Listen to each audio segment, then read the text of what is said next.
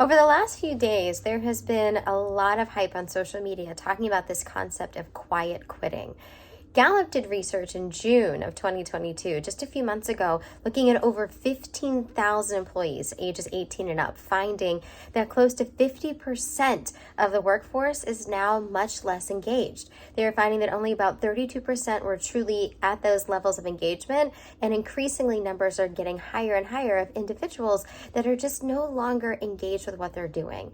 Now, we do see that research shows us that those that are most engaged can oftentimes be at highest risk for burnout. So now there's this concept of quiet quitting, of showing up for work, but showing up and doing just enough. No longer going above and beyond to make sure that everything is really getting done to excellence, but truly just showing up, completing the job, doing the task that's just enough, and going home. This is a trend that many employers are worried about, not just in terms of how their employees are doing, but also what's the impact that it has on their business, on the bottom line, on ROI. And for individuals, we're finding much and much less of a connection with the why, with the purpose, with the mission, and showing up for jobs to get a paycheck instead of something that really feels fulfilling, and to be able to fulfill that need for purpose that often fuels why we do what we do. You hear people talk about that it no longer feels like work when they love what they're doing and they're feeling that engaged. Now, many of the reasons why we're seeing this overall decline isn't just the busy and the hustle and bustle, but we're also seeing that for many things driving this, it's going to be clarity of expectations. Do we know what's really expected of us and what the roles are? Are there opportunities to learn, to grow, training we've talked about here before? Do you feel cared about? And do you feel like you still have those connections? That's one of the reasons why quiet quitting can be so scary for organizations now that it requires even more effort and energy to stay connected with hybrid and remote working.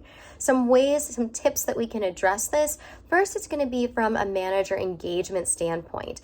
We find right now through research that only about 1 in 3 managers are really truly connected with their teams, with those that they are leading. So we want to make sure that managers are equipped with how do they have the conversations? How do they have that opportunity to really allow employees to voice the needs that they have and to be engaging with their employees so that they feel cared about and they know that their needs are also being considered, not just the bottom line and the customers.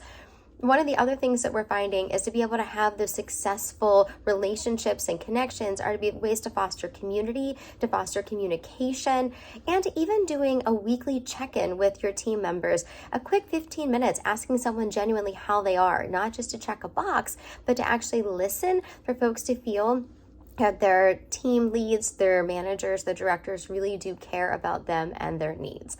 And to also create accountability for individual performance, making sure that they're in alignment with the values for the organization, for hitting actual SMART goals and things that are going to be measured and these metrics to see that they're achieving along the way, and having the conversations before they get to the point of disaster to really be able to recognize any small issues along the way. Be well.